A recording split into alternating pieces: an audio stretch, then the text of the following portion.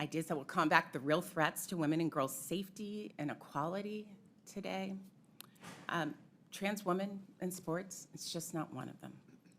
Welcome back to the channel. This is your boy, the Hip Hop Lobbyist, and in today's video, we will be watching the Select Committee's discussion on men competing in women's sports. Now, we will be yielding to the chairwoman, Marjorie Taylor Greene, the Congresswoman from Georgia, as she has a very fiery debate with members of the committee regarding men and women's sports and some of the members and people that were invited. This will be very fiery. More than anything, I appreciate y'all tapping into the channel. Make sure that you like and subscribe for more content. We have actually hit over 1,000 subscribers recently, and I am very ecstatic of that. If you've checked out any of our live streams lately, we've had over 100,000 people tap in. And because of that, we end up hitting our 1,000 subscribers. So that's always good. But let's get into this video today, and let's, I guess, greater discuss the impact of men participating in women's sports. Thank you.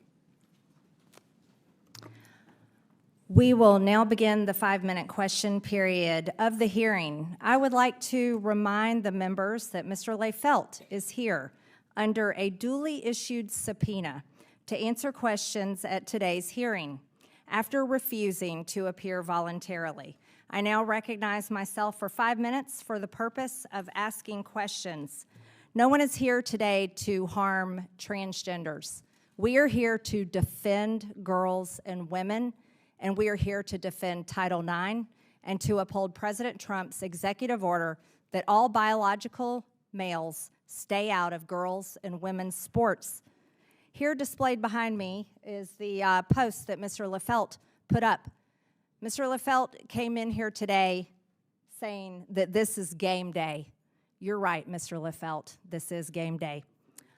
Under the Ted Stevens Act, USA Fencing and other national governing bodies that are authorized to oversee individual sports on a national level have a certain obligation.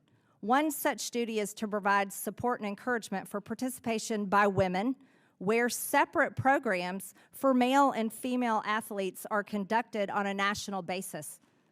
Another statutory duty is to promote a safe environment in sports that is free from abuse of any amateur athlete, including emotional, physical, and sexual abuse.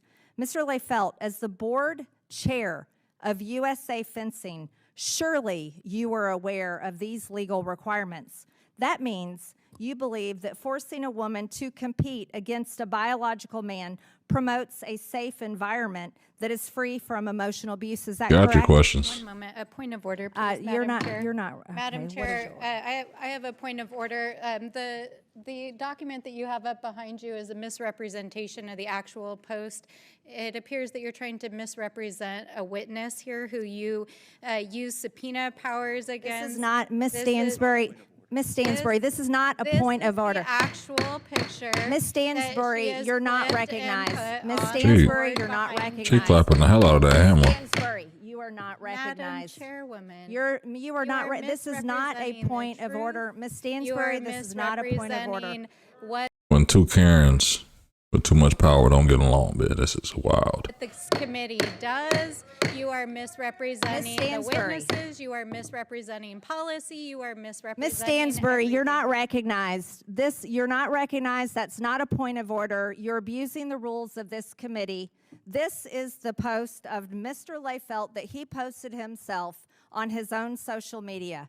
And that's exactly why we have it displayed here today, because Mr. Lefelt believes that he can take away the opportunities for women to compete in USA Fencing, and he thinks this is game day to defend biological men.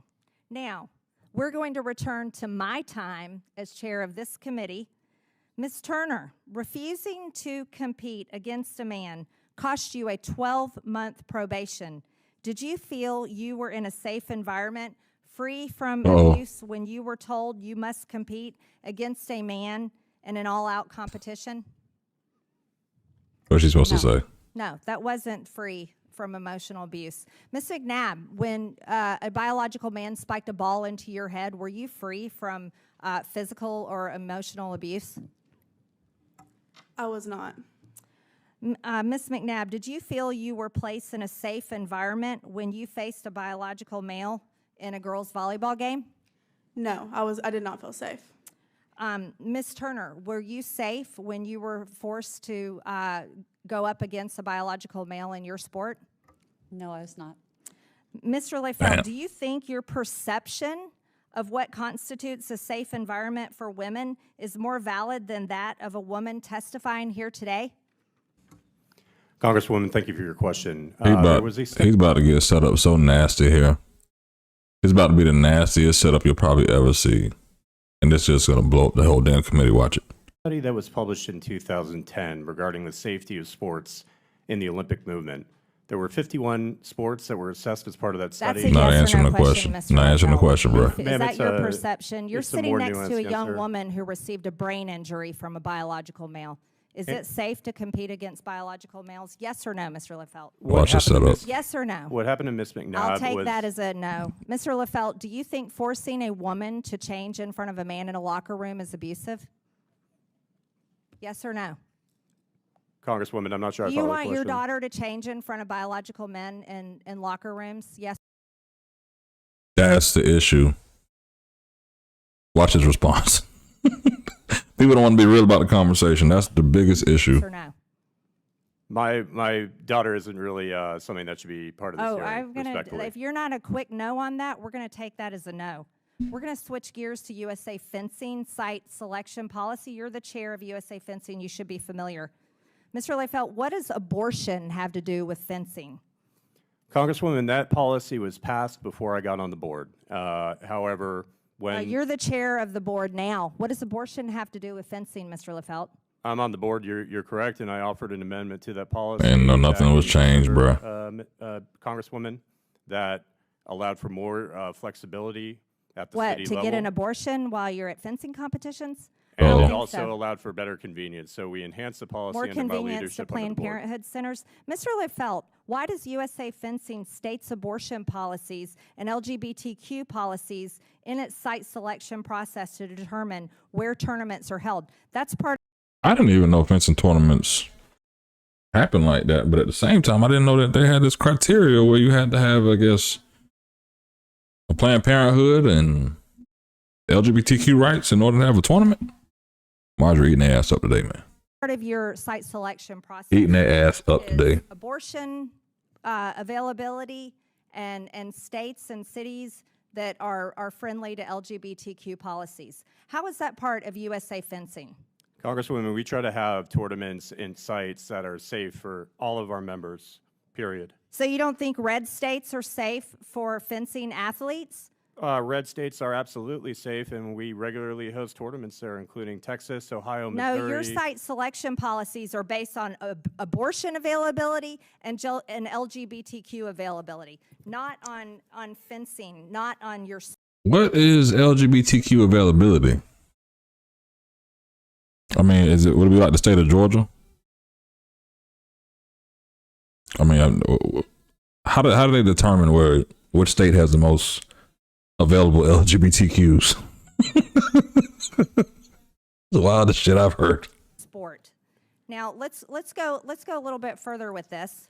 Madam Chairwoman, your time has expired. Uh-oh. You're not recognized, Miss Crockett. Uh-oh. Mr. Lefeld, you wrote a blog post where you said that one day your daughter. Madam might Chair, on a point of compete- order. Uh-oh. This White is my crime. time, and I'm the chair of the No, committee. White on white that was crime. your time. Your time is over, and now we're asking, are we? The chair has thugs. discretion to assign I've time, lost and you know time. it, sir. I have lost As long as time. we have that There we go. understanding, that's fine. I have lost time. for I all yield this 2.5 discussion. minutes to the chair, lady. Oh, wow. Mr. Lefeld, you wrote a blog post where you said that one day your daughter might compete against a transgender woman, a biological man. You said that if she did, you might win or she might lose. But whatever the result, you hope she doesn't care about the outcome, because the important thing is that both she and her opponent enjoy the match. That's what you wrote in your little trans manifesto. But you came here today to win. And you came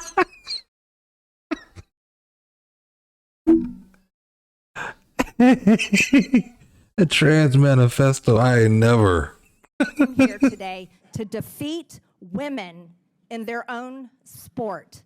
Oh, as yo, you wow. stand here before this committee today, You are a man that would tell your daughter to lose and enjoy it to a biological man. My time has expired, and with that, I recognize Ms. Stansbury to defend all the trans. Point of order. Out Wow. of curiosity, is the chairwoman allowed to editorialize before every speaker on the Democratic side speaks, or is that part of her time, which we know that she went over? It's not a Oh. point of order. Oh, You're taking Ms. Stansbury's time. I know you're trying to be chair of oversight, but Ms. Stansbury is Oh. the ranking member. Chair would be better Oh. on this side. I do agree with that. It's Ms. Oh. Stansbury's time. Thank you, Madam Chair. As you can see, this they is a need to hearing do a versus with Jasmine Crockett and Marjorie Taylor Greene, because they need to just box it out at this point. Fuck the niceties. full of performance artists, not legislators. To our witnesses and guests, I do appreciate you coming today, but this is not the venue for this conversation, and our colleagues know that across the aisle. That is part of why the distraction of the gaveling and the yelling and the performance art is happening here today, because this is not an oversight hearing. This is not what the jurisdiction of the Oversight Committee is. And the chairman and the chairwoman both know that. And they both know that a little over 100 days ago, when Republicans were clamoring to show Donald Trump and Elon Musk that they were going to carry their water here in Congress, they created this subcommittee to do Elon Musk's bidding. But now that he is so unpopular, that 2/3 of Americans are opposed to Doge and Elon Musk, the honeymoon is over, my friends. And so what are they doing with the Doge subcommittee? They're bullying trans kids. They're talking about things that have absolutely nothing to do with government oversight or efficiency or the